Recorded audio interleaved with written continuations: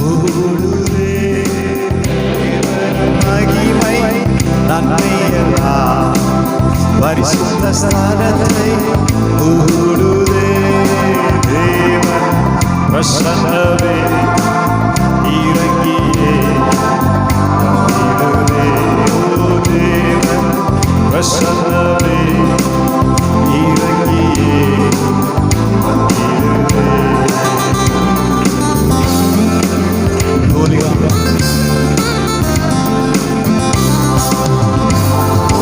தேவனின் தூய பாதம் நமக்குள்ளே இறங்கி நடக்குதே. தேவனின் தூய பாதங்கள் இங்கு நமக்குள்ளே இறங்கி நடக்குதே. தேவனின் மகிமை நன்மையெல்லாம் பரிசுத்த ஸ்தானத்தை மூடுதே. தேவனின் மகிமை நன்மையெல்லாம் பரிசுத்த ஸ்தானத்தை மூடுதே. தேவன் பிரசன்னமே இறங்கியே வந்திடுதே.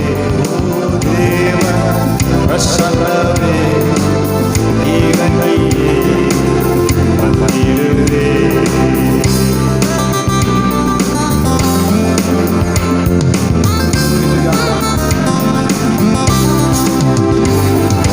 வானத்தின் அபிஷேகமே நமக்குள்ளே இறங்கி வழியுதே. வானத்தின் அபிஷேகமே நமக்குள்ளே இறங்கி வழியுதே. தேவனின் மகிமை நன்மையெல்லாம் பரிசுத்த ஸ்தானத்தை மூடுதே. தேவனின் மகிமை நன்மையெல்லாம் ஆத்துமாவை மூடட்டுமே. தேவன் இறங்கியே வந்திடுதே. தேவன் பிரசன்னமே இறங்கியே வந்திடுதே. ஓ தேவன் பிரசன்னமே இறங்கியே வந்திடுதே. தூய பாதம் சபையிலே இங்கு நீக்கிறே. கர்த்தரின் தூய பாதம் சபையிலே இங்கு நீக்குதே. தேவனின் மகிமை நன்மையெல்லாம் பரிசுத்த ஸ்தானத்தை மூடுதே. தேவனின் மகிமை நன்மையெல்லாம் என் ஆத்துமா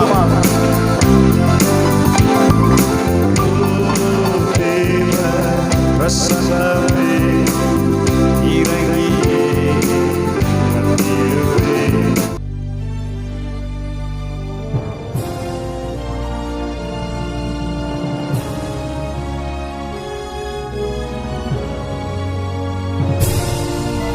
நீதியை படிப்பிக்கிறதற்கு திருஷ்டாந்தங்களாக பழைய ஏற்பாட்டின் சத்தியங்கள் நிழலாகவும் பரிசுத்த ஆவியினால் பரிசுத்த தீர்க்கதரிசிகளை கொண்டு ஏவப்பட்டு கொடுக்கப்பட்ட வார்த்தைகளாகவும் இருக்கிறதுன்னு பரிசுத்த பவுல் சொல்லுகிறதை பார்க்கிறோம். வாசிப்புமா?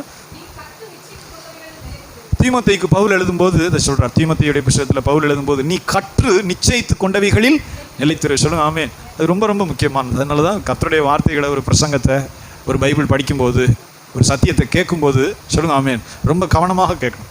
அதனால தான் இயேசு தம்முடைய உவமையில் சொல்கிறார், பொல்லாங்கன் வந்து அதை பறித்து கொள்கிறான்.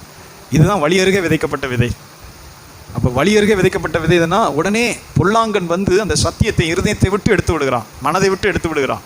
தேவனுக்கு பயந்து நடக்கிறத அப்படியே எடுத்துருவான். சிலருக்கு பார்த்தோம்னா பிரசங்கத்தில் நல்ல கதைகள் நல்லா பிடிக்கும். ஏதாவது யானை கதை, எலி கதை, பூனை கதை, ஏதோ ஒரு ராஜாவை பற்றி ஏதோ ஒரு கதைகள்லாம் அவங்களுக்கு நல்லா பிடிக்கும். ஆனால் பிரசங்கத்தினுடைய சத்தியம் மனசுக்குள்ளே போகாது. பிரசங்கத்தினுடைய கர்த்தருடைய சத்தியம் உள்ளே போகாது. அது பிசாசு பண்ணுற வேலை. இயேசு சொல்கிறார், விதைக்கப்பட்ட விதையை பொல்லாங்கன் வந்து உடனே பறித்து கொடுக்குறான். பொல்லாங்கன்னா பிசாசு. ஏன்னா கர்த்தருடைய வார்த்தை தான் மனுஷனை மாற்றுகிறது. கர்த்தருடைய வார்த்தை தான் மனுஷனுக்கு ஆசீர்வாதத்தை கொண்டு வருது. பாவத்திலிருந்து விலகுவதற்கு தாவீது சொல்கிறான், இவைகளால் உமது அடியேன் எச்சரிக்கப்படுகிறேன். இவைகளை கை கொள்ளுகிறதுனால் மிகுந்த பலன் உண்டு. நான் பாவம் செய்யாதபடிக்கு உமது வாக்கை என் இருதயத்தில் வைத்து வைத்தேன். வாலிபன் தன் வழியை எதனால் சுத்தம் பண்ணுவான்? நம்முடைய வசனத்தின்படி தன்னை காத்துக்கொள்கிறதுனால் தானே. சங்கீதம் 119 முழுவதும் பைபிளுடைய மகிமையை சொல்கிறது. சொல்லுங்காமே, நம்முடைய வேதத்தினுடைய மகத்துவங்களை நான் பார்க்கும்படி என் கண்களை திறந்தருளும். நம்முடைய வேதத்தில் இருக்கிற அதிசயங்களை காணும்படி என் கண்களை திறந்தருளும். பைபிள் முழுவதும் அந்த வார்த்தை வருகிறது. அப்போ கர்த்தருடைய வார்த்தை விதைக்கப்பட்ட உடனே பிசாசு வந்து அதை பறித்துக் கொள்கிறான். உடனே பறித்து. அதனால தான் பரிசுத்த பவுல் தீமோத்தேயுக்கு சொல்லும்போது, நீ சிறு வயது முதல் வேத எழுத்துக்களை கற்றவன் என்று உனக்கு தெரியும் அப்படின்னு சொன்னார். சிறு வயது முதல் வேத வாக்கியங்களை, வேத எழுத்துக்களை நீங்கள் அறிந்தவன் என்று உனக்கு தெரியும் சொன்னார். தீமோத்தேயுவை குறித்து பார்த்தோம்னா ஒரு அருமையான குடும்பம் அவனுக்கு இருந்தது. அவனுடைய பாட்டி, நல்ல விசுவாசியாகிய பாட்டி இருந்தது. கண்டித்து இப்படி போகாத, இப்படி போகணும், இதை செய்யாத, இதை செய்யணும்னு சொல்லி வளர்க்கிற ஒரு பாட்டி அவனுக்கு வாய்த்தது. நல்ல விசுவாசியாகிய பாட்டி. பவுல் சொல்கிறான், சொல்லுகாமே, பாட்டி முந்தி அந்த விசுவாசம் உன் பாட்டியாகிய லோவிசாலுக்குள் இருந்தது சொல்றார் பாரு. முந்தி அந்த விசுவாசம் உன் பாட்டியாகிய லோவிசாலுக்குள் இருந்தது. அது வைராக்கியம், கர்த்தருக்காக வாழணுங்கிற வைராக்கியம் தான் விசுவாசம். பாவம் வேண்டாம், பரிசுத்தமாக இப்படி தான் வாழணும், இப்படி தான் தேவனுக்கு பிரியமாக போகணும், இது தேவனுக்கு பிரியம் இல்லை, அதை தள்ளணும், இதுதான் விசுவாசம், இதுதான் தேவன் பிரியப்படுகிறார், இதில் தான் நம்ம போகணும். இது அந்த பாட்டி உறுதியோடு இருந்துச்சு. அதனால தான் பவுல் சொல்கிறான், இந்த விசுவாசம் முந்தி உன் பாட்டியாகிய லோவிசாலுக்குள் இருந்தது, பின்பு அது உன் தாயாகிய ஐநேக்கியாளுக்குள் இருந்தது, இப்போ அது உனக்குள்ள இருக்கிறது என்று நான் நிச்சயித்திருக்கிறேன். சொல்லுங்களே இல்லையா? இப்போ அது உனக்குள்ள இருக்குன்னு நான் நிச்சயத்தோடு இருக்கிறேன் பவுல் சொல்கிறான். அப்போ நம்முடைய வீட்டில் ஒரு குடும்ப அமைப்பு, ஆண்டவரோடு நடக்கிற ஜீவியம், இப்படி தான் நாங்கள் இப்படி ஜெபம் பண்ணுவோம், இப்படி போவோம், இதை செய்வோம், அதை செய்ய மாட்டோம், இப்படி தான் நாங்கள் நடப்போம், இந்த நடவடிக்கை எடுப்போம், இதில் போவோம், இதில் போக மாட்டோம், இது முக்கியம், இது முக்கியம் இல்லை, இது நம்முடைய பிள்ளைகளோடு போகும். சொல்லுவாமே, விசுவாசங்கிறது தான் வாழ்வு. விசுவாசம்னா வாழ்வு, விசுவாசம்னா தேவனுக்கான வாழ்க்கை. கர்த்தருடைய வேத வாக்கியம் சொல்கிறது. அதனால தான் பவுல் தீமோத்தேயுக்கு சொல்லும்போது, நீ கற்று நிச்சயித்து கொண்டவைகளில் நிலைத்திரு. நீ கற்றுக்கொள் முதல்ல, பிறகு நிச்சயப்படுத்திக்கொள். இதுதான் நிச்சயம், அதில் நட, அதில் நிலைத்திரு. 3 படிகளை சொல்கிறான். முதல்ல கற்றுக்கொள்ளான், கற்றுக்கொள். அடுத்து நிச்சயப்படுத்திக்கொள். இது உண்மைதானா, நம்ம போகிற பாதை சரிதானா? ஏன் மனுஷர்கள் கடைசி வரைக்கும் நிலை நிற்க மாட்டேங்கிறாங்க? சும்மா செவத்து மேலே போகிற பூனை மாதிரியே போயிட்டு இருப்பாங்க. டக்குன்னு ஒரு ஏதோ ஒரு இது வந்தோன்னா டக்குன்னு அங்கே சாஞ்சிடுவாங்க. எத்தனை பேர் பார்க்குறோம், திருமணத்தில் பார்க்கலாம், எத்தனையோ இல்லை. 10 பவன் கூட போகிறேன்னா அவிசுவாசி இருந்தாலும் பரவாயில்ல, பவன் அதை சரி கட்டிடுது. ஏதோ ஒன்று அவனுக்கு உறுதி இல்லை, அவன் இப்படி தான் நடக்கணும்னு உறுதி கிடையாது, இப்படி தான் போகணும், இப்படி போனால் தான் போய் சேர முடியும். முடிவு பரியந்தம் நிலைத்திருப்பவனே ரட்சிக்கப்படுவான். இயேசு சொல்லுகிறார், முடிவு பரியந்தம் நிலைத்திருப்பவனே ரட்சிக்கப்படுவான். சரி போகிற வரைக்கும் போவோம், அப்படி ஜெபம் பண்ணுவோம், போவோம், சபை ஒத்து வர வரைக்கும் சபையோடு போவோம், இது ஒத்து வரலைன்னா வேறு பள்ளியில் போவோம், நமக்கு எது சாதகமாக லாபமாக தெரியுதோ அதில் போவோம். அது ஈஸியாக சாஸ் அவங்கள டைவெர்ட் பண்ணி கொண்டு போயிடும், ஈஸியாக சாத்தான் வஞ்சிச்சிருவான். கர்த்தர் அழைத்த பாதை, சிலுவையை தூக்கி கொண்டு பரிசுத்த பாதை, நீதியின் பாதை, இடுக்கமான பாதை, ஜீவ பாதை, பரலோகத்தை நோக்கி போகிற பாதை. அது இடுக்கமாக இருந்தால் என்ன, அவமானம் வந்தால் என்ன, நம்மளை பொய்யா குற்றஞ்சாட்டினா என்ன, மனச்சாட்சியில் தெளிவோடு கூட, சுத்த மனச்சாட்சியோடு கூட கர்த்தரை பின்பற்றி போயிட்டே இருக்கிற பாக்கியவான்கள். சொல்லுங்காமே, இப்போ தேவனுடைய வார்த்தை சொல்லுகிறது, நீ கற்று நிச்சயித்து கொண்டவைகளில் நிலைத்திரு சொல்கிறார். முதல்ல கற்றுக்கொள், கர்த்தருடைய வேத வாக்கியங்களை கற்றுக்கொள். 2வது நிச்சயப்படுத்திக்கொள். நிச்சயம், இதுதான் பரிசுத்த வழியா, நிச்சயப்படுத்திக்கொள், வேதத்தில் நிச்சயப்படுத்திக்கொள். 3வது அதில் நிலைத்திரு. சொல்லுங்க அல்லேலூயா, அதில் நிலைத்திரு. அதுதான் தேவனுடைய பிரியத்தோடு உண்மையில, ஆண்டவருடைய பிரியம் உண்மையில் இருக்கும். ஆகவே தான் பவுல் அதை தீமோத்தேயுக்கு சொல்றார். சீக்கிரம் வாசிங்க. நீ கற்று நிச்சயித்து கொண்டவைகளில் நிலைத்திரு, அவைகளை இன்னாரிடத்தில் கற்றாய் என்று நீ அறிந்திருக்கிறது அல்லாமல் கிறிஸ்து இயேசுவை பற்றும் விசுவாசத்தினாலே உன்னை ரட்சிப்புக்கு ஏற்ற ஞானம் உள்ளவனாக்கத்தக்க பரிசுத்த வேத எழுத்துக்களை சிறு வயது முதல் அறிந்தவன் என்றும் உனக்கு தெரியும். சொல்லுங்க ஆமென். பாருங்க, வேதம் சொல்லுது, உன்னை ஞானம் உள்ளவனாக்கத்தக்க. சொல்லுங்க அல்லேலூயா. பவுல் சொல்லுகிறான், உன்னை ஞானம் உள்ளவனாக்கத்தக்க பரிசுத்த வேத எழுத்துக்களை நீ சிறு வயது முதல் அறிந்தவன் என்று உனக்கு தெரியும். பிள்ளைகள் சொல்றேன், கருத்தூன்றி பைபிள் படிக்கணும். ஏன்னா தான் நான் பைபிள் படிக்கிறேன் தேரவே மாட்டான், எனக்கு அது நன்றாக தெரியும். ஆசையோடு நான் வேதத்தை படித்திருக்கிறேன், இப்பவும் படித்து வருகிறேன். அப்படி படிக்கும்போதே அது புரிஞ்சு படித்தான். ஒரு தடவை படிக்கும்போதே புரிஞ்சு படித்தான். தாவீதுனா இப்படி தான், சாலமோனா இப்படி தான், அப்சலோமா இப்படி தான், அகித்தோப்பேலா இப்படி தான், யோசுவா இப்படி தான், ஆமோன் இப்படி தான். பைபிள் எத்தனை கேரக்டர் வருது. அன்னாள் இப்படி தான், சாமுவேல் இப்படி தான், எல்கானா இப்படி தான், ஏலி இப்படி தான், மொர்தெகாய் இப்படி தான், எஸ்தர் இப்படி தான், நெகமியா இப்படி, எஸ்ரா இப்படி, எரேமியா இப்படி, ஏசாயா இப்படி. ஒரு மனுஷனை குறித்து படிக்கிறோம், கடவுள் வெளிப்படுத்தினது அப்படியே ஆழ்ந்து படிக்கணும், உள்ளே போகணும். சொல்லுங்காமே, இந்த மனுஷன் ஏன் ஆசீர்வதிக்கப்பட்டான், ஏன் அடிப்பட்டான் தெரியும், நமக்கு தெரியணும். ஏன் அவன் மேலே பிரியம் வைத்தார், ஏன் அவனை தூக்கி வீசினார் தெரிஞ்சிருந்தால் நம்ம ஜாக்கிரதையாக நடப்போம்.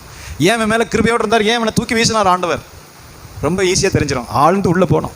எசேக்கியா அவன் மேலே கிருபையாக இருந்தார், யோசபாத்து மேலே கிருபையாக இருந்தார், ஆசாவின் மேலே கிருபையாக இருந்தார். எத்தனையோ ராஜாக்களை பார்க்கிறோம். சிலரை உயர்த்தினார், அவர்கள் உயர்த்தின போது தங்களை உயர்த்தினார்கள், தேவனை தள்ளினார்கள், அவருடைய சந்ததி முழுவதும் தள்ளினார் ஆண்டவர். பைபிள் சொல்லுது, குப்பையிலிருந்து உன்னை உயர்த்தினேன். எரேமியா சொல்றார், யெகூவா சொல்றார், குப்பையிலிருந்து உயர்த்தினேன். ஆனால் நீ என்னையை தள்ளிட்டு கண்ணுக்குட்டியை தூக்கி வச்சு விட்டேன். எரேப்பியாம்கிட்ட சொல்கிறார், கண்ணுக்குட்டி அங்கிட்டு ஒரு கண்ணுக்குட்டி இங்கிட்டு ஒரு கண்ணுக்குட்டி, தங்கத்தினால செஞ்சு 2 கன்றுக்குட்டிகளை வச்சுட்டு தேவனுடைய ஆலயத்துக்கு ஜனங்களை போக விடாமல் தடுத்துட்டான் எரேப்பியாம். சாலமோன் பாவம் செய்ததுனால எரேப்பியாமை எழுப்புறார் ஆண்டவர் பைபிள் படிக்கும்போது. சாலமோன் பாவம் செய்து மனைவிகள் பேச்சை கேட்டு பாவம் செய்த உடனே அவனை தள்ளிட்டு 10 கோத்திரத்தை பிடிங்கி இந்தா நீ வச்சுக்க. எரேப்பியாம் எழுப்புறார், விதவையினுடைய மகன், இந்தா உனக்கு தர்றேன். இவன் என்ன செய்கிறான்? பலப்பட்டுட்டான். சாலமோனுடைய மகனுக்கு ஒரே ஒரு கோத்திரம் பின்பற்றிட்டு இருக்கு, யூதா கோத்திரம். லேவி கோத்திரம் கணக்கிலே வராது. இந்த 10 கோத்திரத்தினுடைய ஜனங்கள் 10 பங்கை பிடுங்கி கொடுத்தாச்சு எரேப்பியாம்கிட்ட. எரேப்பியாமுடைய ராஜ்யம் பயங்கரமாக பெருசாக இருக்குது. ஒரு விதவையினுடைய ஏழை மகனை தூக்கி வைக்கிறார், இருந்தா நீ நல்லாரு பார்ப்போம். சாலமோனை சாய்க்கிறதுக்கு இவனை எழுப்புறார். இவன் விழுங்கினவனை என்ன செய்கிறான்? தேவனிடத்தில் போய் பணியலை, ஆண்டவருக்கு பிரியமாக தன் இருதயத்தை சாய்க்கலை. இவன் செஞ்சது என்ன? இந்த இஸ்ரேல் மக்கள் ஜனங்கள் எப்படியாயிலும் போய் கர்த்தர்னு தேவாலயத்தை நோக்கி போகும். தேவாலயத்தில் போய் அங்கே போய் பலி செலுத்தி ஆராதனை செஞ்சுச்சுன்னா அங்கே சாலமோனுடைய மகன் ராஜாவாக இருக்கான், அந்த பக்கம் சாஞ்சிரும். ஆகவே அங்கே ஒரு கண்ணுக்குட்டி வைக்கிறான். பெத்தே இல்லை, இங்கிட்டு தான்னா கடைசி பொன் கன்றுக்குட்டியோட செஞ்சு இங்கே ஒன்று அங்கே ஒன்று வச்சுட்டு, இஸ்ரவேலரே நீங்கள் இவ்வளோ தூரம் போகிறது உங்களுக்கு வருத்தம், எகிப்திலிருந்து உங்களை கூட்டிக் கொண்டது இந்த கன்றுக்குட்டிகள் தான். சொல்லுங்க ஆமென். இன்னைக்கு கூட நீங்கள் பார்த்தீங்கன்னா நிறைய பிரசங்கிமார் சொல்லுவாங்க, ஜெகன் இதெல்லாம் பிரசங்கிட்டே இருப்பாங்க. உலகத்தில் இன்றைக்குமே ஐநா சபையினுடைய முக்கியமான இடத்துல 2 காலையோட ஒரு கண்ணுக்குட்டி வச்சுருப்பான். பார்த்தீங்கன்னா தெரியும், 2 காலை மாடு 2 கொம்போடு இப்படி வைக்கும் ஒரு கண்ணுக்குட்டி. இன்றைக்கு வரைக்கும் அதை தூக்கி கொண்டு வந்து LGBTன்னு சொல்லி ஒரு கூட்டம் இருக்குது. ஆணோட ஆண் பெண்ணோட பெண் இதெல்லாம் உருப்படாத ஒரு கூட்டம். அது பூரா பார்த்தீங்கன்னா இந்த மாதிரி கண்ணுக்குட்டி. இன்டர்நேஷ்னல் மானிட்டரி ஃபண்டுன்னு ஒன்று இருக்குது, உலகத்துக்கே பணம் கொடுக்குற அமைப்பு. அவனுடைய அடையாளம் பார்த்தீங்கன்னா கண்ணுக்குட்டி வச்சுருப்பான்.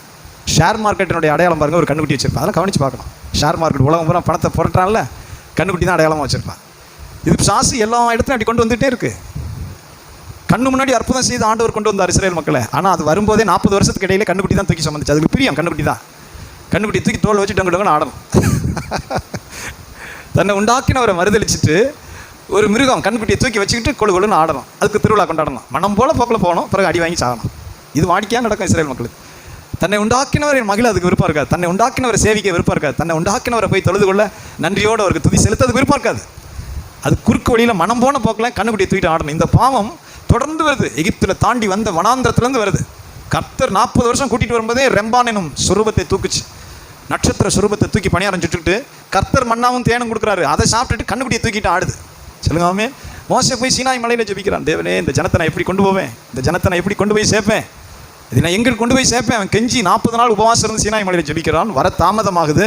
உடனே வச்சு நமக்குள்ள ஒரு தலைவனை ஏற்படுது, ஒரு கண்ணுக்குட்டி செய், எல்லாரும் கொண்டாங்க, உருப்படி கைது காதில் போட்டுக்கலாம் கொண்டாங்க, உருக்குவோம். டக்குன்னு ஊற்றி ஒரு கண்ணுக்குட்டி செய்கிறான், வார்ப்பிக்கப்பட்ட கன்றுக்குட்டி. எல்லாவற்றையோட பாதகம் ஒன்று சொல்லுகிறான். திருவிழா கொண்டாடி, எகிப்திலிருந்து உங்களை கொண்டு வந்த தெய்வங்கள் இவைகளே, இவைகளுக்கு பலி செலுத்துங்க. தப்புன்னு திருவிழான்னு ஜனம் உருள ஆரம்பிச்சிடும், மறந்துடும். திருவிழா பிடிக்குமா, உபாசம் பிடிக்குமா, 10 கட்டில் பிடிக்குமா, ஆட்டம் போட்டு கறியை சமைச்சு சாப்பிட்டு பகலில் விளையாட தொடங்கினார்கள்ங்கிறது ஆங்கிலத்தில் விபச்சாரம் செய்ய ஓடினார்கள் பைபிள் இருக்கு. மனம் போன போக்கில் நாதாரியாக போகணும், அது அவனுக்கு பிடிக்கும். அடக்க கொடுக்குமா ஜெபம் பண்ணுவோம், ஆராதனை செய்வோம், அது ஒன்று பிடிக்காது. மோசைக்கு என்னாச்சோ ஏதாச்சும் எங்களுக்கு தெரியாது. நமக்கு ஒரு தலைவனை உண்டாக்கு, ஒரு கண்ணுக்குட்டியை உண்டாக்கு, நம்ம போயிட்டே இருப்போம். நம்மளை கர்த்தர் கிளப்பினாரே, கொண்டு வந்தாரே, ரட்சித்தாரே, சிவந்த சமுத்திரத்தை பிளந்தாரே, அதிசயமாக கொண்டு வந்தாரே, சீக்கிரத்தில் மறந்துடும் ஜனம். இந்த எரேப்பியாம் அதைத்தான் செய்தான். இஸ்ரவேலரே நீங்கள் வருத்தம், தேவனுடைய ஆலயத்துக்கு போய் ஆராதனை செய்கிறது.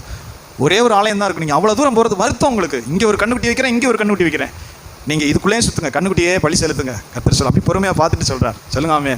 எரேப்பியாமுக்கு சுவரில் நீர் விடும் ஒரு நாய் கூட இருக்காது. விடுபட்டவனையும் அடைபட்டவனை நான் சங்கரித்து போடுவேன். விடுபட்டவன் அடைபட்டவன் எல்லாத்தையும் கருவறுத்து போடுவேன். அவனுக்குன்னு ஒரு நாய் கூட மிச்சம் வைக்க மாட்டேன்.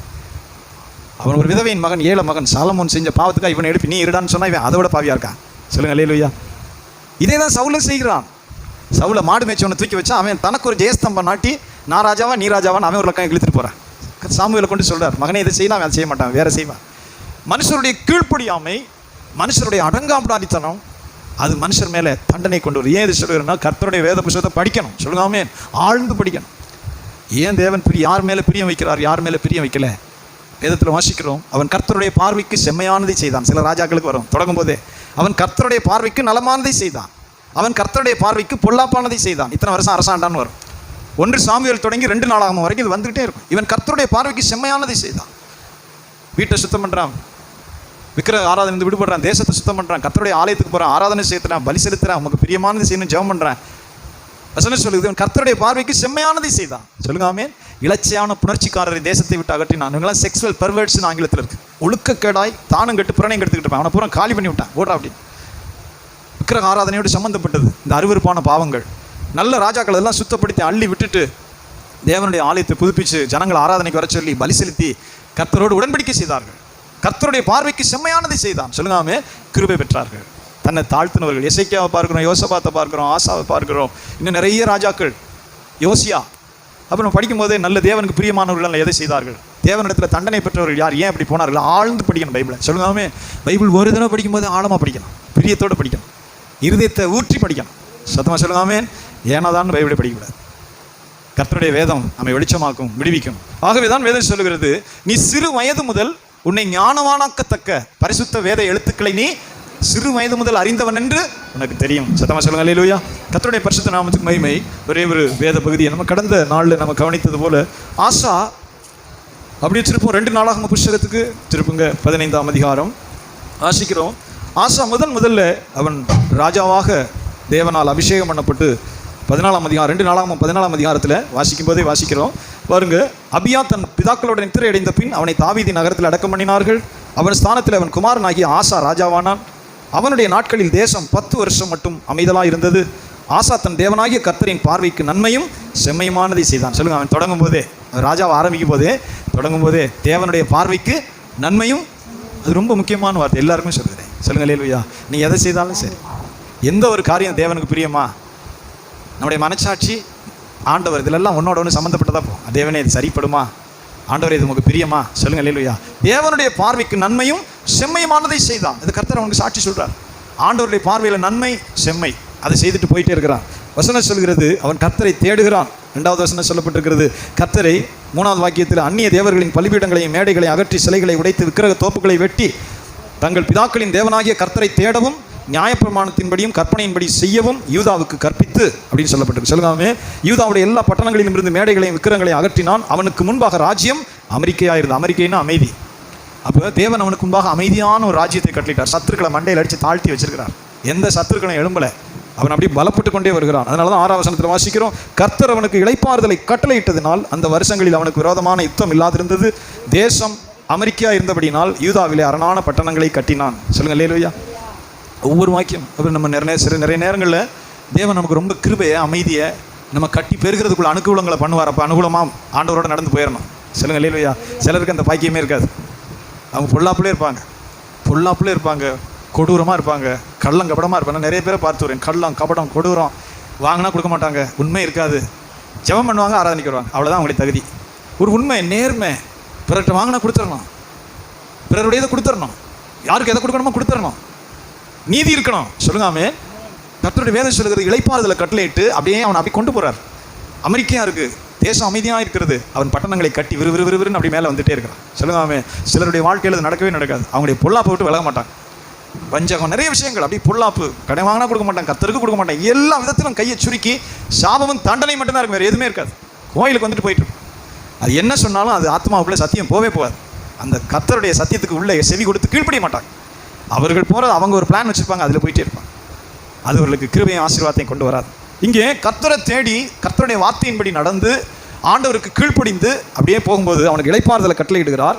வாசிக்கிறோம், தேசம் அமைதியாக இருந்தபடினால் யூதாவில் அரணான பட்டணங்களை கட்டினான். சொல்லுங்காமே சொல்லுகிறான் 7ஆம் வசனத்தில், நம்முடைய தேவனாகிய கர்த்தரை தேடின போது சுற்றிலும் நமக்கு இளைப்பாறுதலை கட்டளையிட்டார் என்றான். அப்படியே கட்டினார்கள், அவர்களுக்கு காரியம் வாய்த்தது. சத்தமாக சொல்லுங்காமே. அதில் சொல்லப்பட்டிருக்கு அவனுக்கு இருந்த அந்த படை 10 லட்சம் பேர். அது முந்தி வசனம் சொல்லுகிறது எதிரிகளுடைய படை. 9ஆம் வசனத்தில், அவர்களுக்கு விரோதமாக எத்தியோப்பியனாகிய சேரா 10 லட்சம் பேர்களைச் சேர்ந்த சேனையோடும் 300 ரதங்களோடும் புறப்பட்டு மரேசா மட்டும் வந்தான். அப்பொழுதும் ஆசா அவனுக்கு எதிராக புறப்பட்டான். மரேசாவுக்கு அடுத்த செப்பத்தா என்னும் பள்ளத்தாக்கில் யுத்தத்துக்கு அணிவகுத்து நின்றார்கள். ஆசா தன் தேவனாகிய கர்த்தரை நோக்கி கூப்பிட்டு, சொல்லுங்க அல்லேலூயா, ஜெபிக்கிற மனுஷனாக இருந்தான். எல்லா ராஜாக்களும் ஜெபிக்கலை, சிலர் தான் ஜெபிக்கிற மனிதர்கள். ஆசா தன் தேவனாகிய கர்த்தரை கூப்பிட்டு, கர்த்தாவே, பலமுள்ளவனுக்காகிலும் பலமற்றவனுக்காகிலும் உதவி செய்கிறது உமக்கு லேசான காரியம். எங்கள் தேவனாகிய கர்த்தாவே, எங்களுக்கு துணை நில்லும். உம்மை சார்ந்து உம்முடைய நாமத்தில் ஏராளமான இந்த கூட்டத்திற்கு எதிராக வந்தோம். கர்த்தாவே, நீர் எங்கள் தேவன், மனுஷர் உம்மை மேற்கொள்ள விடாதையும் என்றான். அப்பொழுது கர்த்தர் அந்த எத்தியோப்பியரை ஆசாவுக்கும் யூதாவுக்கும் முன்பாக முறியடித்ததனால் எத்தியோப்பியர் ஓடி போனார்கள். அவர்களை ஆசாவும் அவனோடு இருந்த ஜனங்களும் கேரார் மட்டும் துரத்தினார்கள். எத்தியோப்பியர் திரும்ப பலங்கொள்ளாதபடிக்கு முறிந்து விழுந்தார்கள். கர்த்தருக்கும் அவருடைய சேனைக்கு முன்பாக நொறுங்கி போனார்கள். சொல்லுங்க அல்லேலூயா. வசனம் சொல்லுகிறது, அப்போ அந்த 10 லட்சம் இராணுவத்தினுடைய மிகுதியான கொள்ளை யுத்தத்தில் தான் நடக்கும். ஆடு மாடு ஒட்டகம் பொன் வெள்ளி கூடாரம் வஸ்திரம் எல்லாத்தையும் ஓட்டிட்டு வந்துடுவாங்க. 10 லட்சம் பேர் 5 லட்சம் பேரை கொண்டு ஆண்டவர் முறியடித்து சாய்த்து போட்டார் ஒன்றும் இல்லாமல்.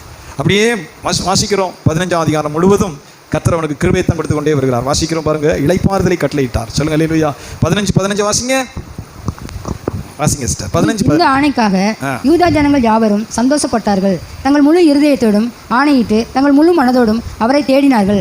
கர்த்தர் அவர்களுக்கு வெளிப்பட்டு சுற்றுப்புறத்தார் யுத்தமில்லாதபடிக்கு அவர்களை இளைப்பாற பண்ணினார். ஆமென். இது கவனிச்சேன்னா தேவன் செய்தார்னே வரும். அவர் கட்டளையிட்டார், அவர் இளைப்பாற பண்ணினார், அவர் பாதுகாத்தார், அவர் ஜெயம் கட்டளையிட்டார், தேவன் கலங்க பண்ணினார் சத்துருக்களை. தேவன் அதில் தலையிட்டு செய்து கொண்டே வருகிறார். அதனால தான் வாசிக்கிறோம், கர்த்தர் அவர்களுக்கு வெளிப்பட்டு சுற்றுப்புறத்தாரால் யுத்தம் இல்லாதபடிக்கு அவர்களை இளைப்பாற பண்ணினார். 17ஆம் வசனத்தில் வாசிக்கிறோம், மேடைகளோ இஸ்ரவேலிலிருந்து தகர்க்கப்படவில்லை, ஆனாலும் ஆசாவின் இருதயம் அவன் நாட்களிலெல்லாம் உத்தமமாக இருந்தது. 19ஆம் வசனத்தில் வாசிக்கிறோம், ஆசா அரசாண்ட 35ஆம் வருஷம் மட்டும் யுத்தம் இல்லாது இருந்தது. சொல்லுங்க அல்லேலூயா. 35 வருஷம் ராஜாவாக இருக்கிறான், யுத்தம் இல்லை. அவனுக்கு ஜெயமும் பாதுகாப்பும் கிருபையும். அவனுடைய இருதயம் உத்தமமாக இருக்குது. கவனிக்கல, சொல்லுங்காமே, உத்தமமாக தேவனுக்கு பயந்து போகிறது, தேவனோடு நடந்து போகிறான். வாசிக்கிறோம் 16ஆம் அதிகாரம் ரொம்ப துயரமாய் முடிகிறது. ஆசா அரசாண்ட 36ஆம் வருஷத்திலே இஸ்ரவேலின் ராஜாவாகிய பாஷா யூதாவுக்கு விரோதமாக வந்து 1 வருஷம் யூதாவின் ராஜாவாகிய ஆசாவினிடத்தில் போக்குவரத்து ஒருவரும் யூதாவின் ராஜாவாகிய ஆசாவினிடத்திற்கு போக்குவரத்துமா இராதபடிக்கு ராமாவை கட்டினான். சொல்லுங்க அல்லேலூயா. இது அவனுக்கு ஒரு பிரச்சனை வருது, அவனுடைய ராஜ்யத்துக்கும் ஒரு பிரச்சனை வருது. இஸ்ரவேலின் ராஜாவாகிய பாஷா எழும்பி வந்து ராமாங்கிற பட்டணத்தை கட்டுகிறான். இப்போ அவனுக்கு முடியல. இதுதான் ரொம்ப ரொம்ப முக்கியமான. நம்ம பிரச்சனை வரும்போது தான் முதல்ல நம்ம தேவனை தேடணும். சொல்லுங்க அல்லேலூயா. தேவனுடைய வார்த்தையை நாடணும், அவர் சொல்லுகிற ஆலோசனையை தேடணும். பிரச்சனை வராதுல, பிரச்சனை வரும், பல பிரச்சனை வரும். இப்போ 36ஆம் வருஷம் அவனுக்கு பிரச்சனை வருகிறது. ஒரு பாஷாங்கிற இஸ்ரவேலின் ராஜா எழும்பி ராமாங்கிற பட்டணத்தை கட்டுகிறான். இவன் உடனே எந்த கேள்வி கேட்பாடும் இல்லை, கர்த்தருடைய ஆலயத்தில் போய் அங்கே வைத்திருக்கிற பொன்னையும் வெள்ளியையும் பரிசைகள் அதை பூரா எடுக்கிறான். ஒரு தீர்க்கதரிசியை கூப்பிடுவோம், ஜெபம் பண்ணுவோம், அதெல்லாம் செய்யலை. ஒரு தேவனிடத்தில் உபாசம் இருப்போம், செய்யலை. ஆண்டவருடைய ஆலோசனைக்கு கேட்போம், செய்யலை. கர்த்தாவே என்னை வழிநடத்தும், கேட்கல. போய் கர்த்தருடைய ஆலயத்தில் இருக்கிற வெள்ளி பொண்ணு அதை பூரா அள்ளி கொடுத்து ராஜா சீரியாவுடைய ராஜாவுக்கு அனுப்புகிறான். நீங்கள் நல்லா இஸ்ரேலுடைய மேப்பு பார்த்தீங்கன்னா பக்கத்தில் தான் எல்லாம் இருக்கும். இஸ்ரேலை சுற்றி தான் இருக்கும். இங்கிட்டு எகிப்து இருக்கும், இங்கிட்டு சிரியா இருக்கும், மேலே லெபனான் இருக்கும். இப்போ கூட நீங்கள் பிபிசி நியூஸ் இத்தம்லாம் கேள்விப்படுங்க.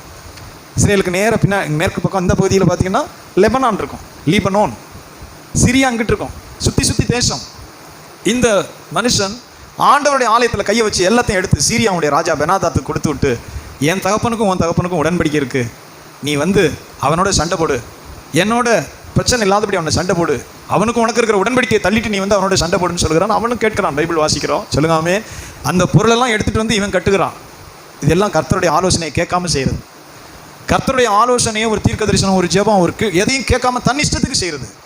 அப்பொழுது பைபிள் சொல்லுகிறது, வாசிக்கிறோம் 7ஆம் வசனம் வாசிங்க. 16:7. அக்காலத்திலே ரொம்ப முக்கியம், நம்முடைய வாழ்வின் வீழ்ச்சி, நம்முடைய வாழ்க்கையின் வீழ்ச்சி முடிகிற காலத்தில் கூட நிறைய பேருக்கு வீழ்ச்சியாக முடியுது. 50 வருஷம் விசுவாசியாக இருப்பாங்க, கடைசி காலத்தில் துணிஞ்சு பாவம் செய்து அடிபட்டவர்கள் நிறைய பேர். கடைசி காலத்துல நமக்கு தெரியாத வசனமாக, நம்ம கேட்காத பிரசங்கமான மாறிடுவாங்க. ரொம்ப பயமாக இருக்கும். நம்ம எத்தனை பாஸ்டர் பார்த்துருக்கோம், எத்தனை பிரசங்கம் கேட்டிருக்கோம், என்ன இது குறிப்பாக ஸ்தாபன சபைகளில் நடந்திருக்கு.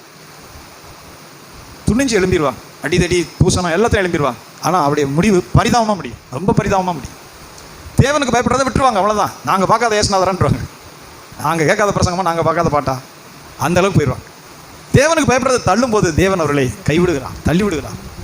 தன்னுடைய மகிமை ஆண்டவர் விக்கிரகங்களுக்கு கொடைன்னு சொன்னார். மனுஷன் தான், தேவன் தான். அது மோசையாக இருந்தாலும் சரி, தேவனோடு ஸ்நேகமாய் நடந்த மோசை. ஆனால் சொன்னார், இதை பற்றி பேசாதேன்னு சொன்னார். மோசையை பார்த்து கெஞ்சி கேட்கிறான், நீ இதை பற்றி பேச வேண்டாம், மலை உச்சியின் மேலே ஏறு, அங்கே மரித்து போவாய், நான் அடக்கம் பண்ணுவேன், நானும் காணானுக்கு வரேன் ஆண்டவரே. வேணாம், ஜனத்துக்கு முன்னாடி நீ என்னை பரிசுத்தம் பண்ணலை, ஜனத்தின் கண்களுக்கு முன்னாடி நீ பரிசுத்தம் பண்ணலை, இதை பற்றி நீ பேச வேண்டாம்னே சொன்னார் ஆண்டவர். மலை உச்சியின் மேலே ஏறு, மரித்து போவாய். அங்கே தேவன் அவனை அடக்கம் பண்ணினான். அவனை பரலோகத்தில் ஏற்றுக்கலன்னு அர்த்தம் கிடையாது. எல்லா ஜனங்களுக்கு முன்பாக பரிசுத்தத்தோடு நீதியோடு கர்த்தரை முக்கியப்படுத்தணும். அதனால தான் மறுரூப மலையில் மத்தேயு சுவிசேஷத்தில் வாசிக்கிற மோசேயும் எலியாவும் பரலோகத்திலிருந்து இறங்கி வந்து இயேசுவோடு பேசினார்கள், அவருடைய பாடு மரணங்களை பற்றி பேசினார்கள் வசனம் சொல்லுது. பரிசுத்தமான மோசையை பரலோகத்தில் ஏற்றுக்கொள்ளாமல் இல்லை, ஆனால் இந்த பூமியில் கேட்குறேன், நான் கானானுக்குள்ளே போகிறேன், வேண்டாம், மலை உச்சியிலேருந்து ஏறிப்பார், அங்கே உனக்கு டைம் முடியுது. சொல்லுங்காமே.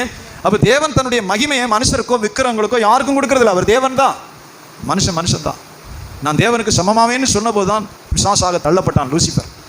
அப்போ பெருமை உள்ளவர்கள் அடித்து தள்ளப்படுவார்கள். வசனம் சொல்லுகிறது 7ஆம் வசனத்தில் 16ஆம் அதிகாரம் 7ஆம் வசனம் வாசிங்க. அக்காலத்திலே ஞான திருஷ்டிக்காரன் திடீர்னு ஒருத்தன் எழுப்புவார் ஆண்டவர். திடீர்னு பரிசுத்த ஆவியானவர் நிரப்பி நீ போய் இதை சொல்லுன்னு சொல்லுவார். அவங்க தான் ஞான திருஷ்டிக்காரன். சமூவேல், இந்த மாதிரி நிறைய ஆட்கள். திடீர்னு ஒரு லேவியன், தீர்க்கதரிசிகளின் கூட்டம்னே ஒன்று இருக்கும், தீர்க்கதரிசிகளின் புத்திரர்னு ஒரு கூட்டம் இருக்கும். அவங்க இரவு பகலாக ஜெபம் பண்ணிக்கிட்டு இருப்பாங்க, ஆராதனை செஞ்சுக்கிட்டு இருப்பாங்க, மலை உச்சியில் தனியாக இருப்பாங்க. திடீர்னு பரிசுத்த ஆவியானவர் யார் மேலேயாவது இறங்குவார், இது போய் இவன்ட்ட சொல்லுன்னு சொல்லுவார். அதுக்கு தான் ஞான திருஷ்டிக்காரன். சீக்கிரம் வாசிங்க. அனானி யூதாவின் ராஜாவாகிய ஆசாவினிடத்தில் வந்து அவனை நோக்கி, நீர் உம்முடைய தேவனாகிய கர்த்தரை சார்ந்து கொள்ளாமல் சீரியாவின் ராஜாவாகிய சார்ந்து கொண்டபடினால் சீரியா ராஜாவின் ராணுவம் உமது கைக்கு தப்பி போயிட்டு. ஒரு திட்டம் வச்சிருந்தார் ஆண்டவர். சீரிய ராணுவத்தை இவன் கையில ஒப்படைக்கிறதுக்கு திட்டம் வச்சிருந்தார். சொல்லுங்க ஆமென். பெரிய ராஜா சீரிய ராணுவம், அதையும் இவனுக்கு கீழே கொடுத்து அந்த செல்வத்தையும் ஆசாவுக்கு கொடுக்க திட்டம் வைத்திருந்தார். இவன் தேவனிடத்தில் போய் செவி கொடுத்து ஆண்டவர்கிட்ட மன்றாடி ஜெபிக்க இவனுக்கு விருப்பம் இல்லாதனால அவன் உதவியை நாடி போய் கர்த்தருடைய ஆலயத்தின் பொன் வெள்ளியெல்லாம் அவன்கிட்ட கொண்டே கொடுத்து என்னை காப்பாத்துன்னு கெஞ்சினதுனால தேவன் கோபம் உண்டவராய் சொல்றார், அந்த ராணுவம் உனக்கு தப்பி போயிட்டு. சீரிய ராணுவத்தை உன் கைக்கு கொடுக்கறதா இருந்தேன், ஆனால் நீ தேவனை தேடாமல் சார்ந்து கொள்ளாமல். வசனம் சொல்லும். பிரச்சனை நேரத்தில் தான் மனுஷன் தேவனை சார்ந்து கொள்ளணும். தானே சமாளிச்சுக்கிறேன் ஓடுறவன் செத்து பிழைப்பான். நான் சமாளிச்சிருவேன் பாஸ்டர், அதெல்லாம் இப்படி போய் அப்படி வந்துடும், என் பிளான் இங்கிட்டு போய் அங்கிட்டு வரும், அப்புறம் தான் தெரியும் வேடிக்கை, அப்புறம் தான் தொடங்கும். அந்த பிரச்சனை எப்போ முடியுங்கிறதுக்கு புள்ளியே கிடையாது. நான் சமாளிச்சிருவேங்கிறவன் செத்து பிழைப்பான். ஆண்டவர் அவனை கைவிடுவார். இதுதான் ஆசாவுக்கு நடந்தது. நீ கர்த்தரை சார்ந்து கொள்ளாமல், சத்தமா சொல்லுங்க ஆமென், நீ தேவனை சார்ந்து கொள்ளாததனால் சீரியாவின் ராஜா சீரியாவுடைய ராணுவம் கைக்கு தப்பி போயிட்டு. அடுத்து சொல்லுகிறான், பெரிய படையோடு வந்த லூபியரையும் எத்தியோப்பியரையும் ஆண்டவர் உன் கையில் ஒப்படைத்தாரா இல்லையா கேட்குறான் தீர்க்கதரிசி. லூபியரும் எத்தியோப்பியரும் 10 லட்சத்துக்கு அதிகமாக வந்தா, நீ சின்ன படை, அது ஆண்டவர் உன் கையில் ஒப்பு கொடுத்தாரா இல்லையா அதை கேட்கிறான் தீர்க்கதரிசி. வாசிங்க. மிகவும் ஏராளமான ரதங்களும் குதிரை வீரரும் உள்ள எத்தியோப்பியரும் லூபியரும் மகா சேனையா இருந்தார்கள் அல்லவா, நீ கர்த்தரை சார்ந்து கொண்டே போதவெனில். நீ கர்த்தரை சார்ந்து கொண்ட போதோவெனில் அப்படின்னா நீ தேவனை உறுதியா பற்றி கொண்ட. பலமுள்ளவனுக்கும் பலம் இல்லாமல் உதவி செய்யறது லேசான காரியம். மனுஷன் உண்மை ஜெயிக்க விடாதேன்னு கெஞ்சி நீ ஜெபம் பண்ண, அதை தான் சொல்றான். நீ தேவனை சார்ந்து கொண்ட போதோவெனில் அவர்களை உமது கையில் ஒப்பு கொடுத்தாரே. 9ஆம் வசனம் வாசிங்க. தம்மை பற்றி உத்தம இருதயத்தோடு இருக்கிறவர்களுக்கு தம்முடைய வல்லமையை விளங்க பண்ணும்படி கர்த்தருடைய கண்கள் பூமியெங்கு உலாவிக் கொண்டிருக்கிறது. இந்த விஷயத்தில் மதி இல்லாதவராய் இருந்து ஆகையால் இது முதற்கொண்டு உமக்கு யுத்தங்கள் நேரிடும் என்றான். எவ்வளவு சொல்றாங்க. நமக்கு எச்சரிப்பு சொன்னா நமக்கு எப்படி பிடிக்கும்? அவன் பாவம் கர்த்தருடைய ஆவியில தீர்க்கதரிசி சொல்லிட்டு ஓடிய போயிடுவான். இது முதல் உனக்கு யுத்தங்கள் நேரிடும். சொல்லுங்க அல்லேலூயா.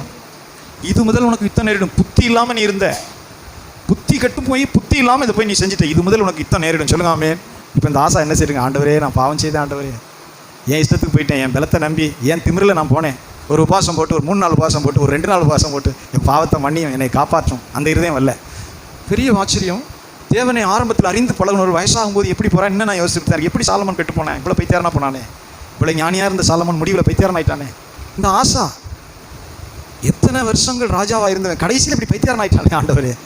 ஏன்னா அந்த பெருமை கூடிடுது. நம்ம தான் பரிபாலனம் பண்ணுறோம், நம்ம தான் ராஜா, நம்மளை எதுக்கு ஒருத்தனும் கிடையாது, நம்ம தான் சம்பளம் கொடுக்குறோம், நம்மளை விட்டால் இங்கே யார் இருக்கா, அந்த இருதயம் வந்துடுது.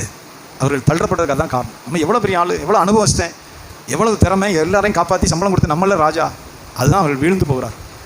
நீர் மதியில்லாதவராய் தம்மை பற்றி உத்தம இருதயத்தோடு இருக்கிறவர்களுக்கு தம்முடைய வல்லமை வழங்க பண்ணும்படி கர்த்தருடைய கண்கள் பூமி எங்கிலும் உலாவிக் கொண்டிருக்கிறது. இந்த விஷயத்தில் நீர் மதியில்லாதவராய் இருந்தீர், இது முதற்கொண்டு உமக்கு யுத்தங்கள் நேரிடும் என்றான். சொல்லுங்க அல்லேலூயா. இது நிமித்தம் அந்த தீர்க்கதரிசியை பார்த்தீங்கன்னா ஒன்றும் வசதி இருக்காது அவங்களுக்குலாம். எங்கேயாவது மலையில் ஜெபம் பண்ணிட்டு இருப்பான், லேவியனா இருப்பான், கூட்டம் கூட்டமாக ஜெபம் பண்ணுவாங்க, அவங்களுக்குன்னு ஒன்றும் இருக்காது. கர்த்தருடைய ஆவி இறங்குவார், ஓடி போய் சொல்லுவான், அதான் வேலை. ராஜாவுக்கும் தெரியும். சொல்லுங்க நீங்கள் கவனிச்சா, நீ ராஜாவா நான் ராஜாவா, நான் டாக்டரா நீ டாக்டரா, எனக்கு இங்கே குத்துது சார், நீ பேசாமல் இரு, நான் டாக்டரா நீ டாக்டர், நான் எவ்வளோ படிச்சுட்டு வந்திருக்கேன், அட எனக்கு ஏன் குத்துது, எனக்கு எங்கே வலிக்குதுன்னு அவர் பொறுமையாக கேட்க மாட்டார். இதை கொண்டு சாப்பிட்டு ஒரு வாரம் கழிச்சு வா, அந்த கதை தான். நான் வாத்தியாரா நீ வாத்தியாரா, நான் பெருசா, இதுதான் பிரச்சனை. இது செத்து விழுந்ததுக்கு மட்டுமல்ல, அவனை வேதனைப்படுத்துகிறான். அந்த தீர்க்கதரிசியை உள்ளே பிடிச்சி போட்டு சித்திரவதைப்படுத்துகிறான். நீ எப்படி ராஜாவுக்கு விரோதமாக வந்த, மதி இல்லாதவராக இப்படி சொல்ல போச்சு. நான் ராஜாவா ராஜரீகம் பண்ணுறேன்னா, தேசத்தை நடத்துகிறேன்னா நீ நடத்துறியா, எப்படி எது பேசுவேன், போட்டுச்சு உள்ளே போட்டு சித்திரவதை. யாரெல்லாம் சில நீதிமான்கள் இப்படி போகிறது சரியில்லை, ராஜாவான்னு அவன் செத்தான். சொல்லுங்காமே, கர்த்தர் பார்க்குறார். அதான் வசனம் சொல்கிறது. ரொம்ப பரிதாபமாக இருக்க வேண்டிய முடிவு. வசனம் சொல்கிறது, வாசிக்கிறது, கொடூரமாய் நடப்பித்தான். அது நிமித்தம் ஆசா ஞான திருஷ்டிகாரன தீர்க்கதரிசியாகிய அந்த வாசிங்க சினந்து கடும் கோபம் கொண்டு அவனை காவலறையிலே வைத்தான், அவனை சிறைச்சாலையிலே வைத்தான். இது அல்லாமலும் அக்காலத்தில் ஜனங்களுக்குள் சிலரை கொடூரமாய் நடப்பித்தான். சொல்லுங்க ஆமே. கொடூரமாய் எப்படி மாறிட்டான் பாருங்க. அதுதான் மிக முக்கியம். இளகிய மனசோடு ஆண்டவர்கிட்ட வந்தவன் வயசாகும்போது அப்படி கல் மாதிரி இரும்பு மாதிரி கொடூரமாக மாறினான். எப்படியாவது ஆண்டவர் அவனை கொண்டு வரலான்னு பார்க்குறார். எப்படியோ அவனை கொண்டு வரலான்னு பார்க்குறாரு, முடியலையே. வசனம் சொல்லுகிறது, 12ஆம் வசனம் வாசிங்க. ஆசா தன் அரசாண்ட 39ஆம் வருஷத்திலே தன் கால்களில் வியாதி கண்டு அவன் நோவு மிகவும் உக்கிரமாய் இருந்தது. அவன் தன் வியாதியிலும் கர்த்தரை அல்ல பரிகாரிகளே தேடினான். எவ்வளவு கடைசியா முடிக்கும் போது என்ன சொல்லப்பட்டிருக்கு பாருங்க. கர்த்தரை தேடினான்னு தொடங்கினவன் கர்த்தரை தேடாதவனா அவனுடைய வாழ்க்கை முடியுது. முழு இதயத்தோடு கர்த்தரை தேடினான்னு தொடங்குது அவனுடைய வாழ்க்கை. தொடங்கி ஆசீர்வதிக்கப்பட்டு ராஜ்யம் பெருசாகி கட்டி பெரிய அளவில் வருகிறான், மிகப்பெரிய அளவில் வருகிறான். அந்த ஆசா முடியும் போது சொல்லுங்க ஆண்டவர் கிருபையா அவனை தன்னிடத்தில் ஆலயத்துக்கு கொண்டு வர பார்க்குறாரு. கவனிச்சு பார்த்தீங்கன்னா நமக்கு துன்பம் துயரம் வரும்போது தன்னால் கண்ணீரோட ஜெபம் பண்ணிடுவோம். ஆண்டவரே இன்னைக்கு கூட எனக்கு ஒரு வலி வந்துச்சு. தேவனே என்னை சொந்தாரம் கிருபைதாரம், வலிக்குதே தேவனே, இன்னும் கொஞ்சம் காலம் ஓட்ட உதவி செய்யும். கண்டதையும் சாப்பிட முடியல. துன்பம் வரும்போதாவது நம்ம ஆண்டவரே மனம் இறங்க இயேசுவே ஏதோ ஒன்று ஜெபத்தை பண்ணுவோம்.